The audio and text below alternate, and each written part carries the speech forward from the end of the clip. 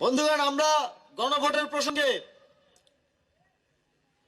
এতদিন ধরে দেখছিলাম একটি দলের নেতাকর্মীরা মাঠ পর্যায়ে না ভোটের ক্যাম্পেইন করছে। হ্যাঁ ভোট দিলে এই হবে ওই হবে নানা ধরনের ভুয়া কথা বলে মানুষকে বিভ্রান্ত করার চেষ্টা করছে। আমরা গতকাল দেখেছি তাদের সর্বোচ্চ নেতা গণভোটে হ্যাঁ ভোট দেওয়ার পক্ষে বলেছে। এখন যদি আমরা দেখি যে তাদের নেতাকর্মীরা মাঠ পর্যায়ে লুকিয়ে লুকিয়ে না ভোটের প্রচারণা করছে, তাহলে আমাদের তাদেরকে বলতে হবে গুপ্ত গুপ্ত।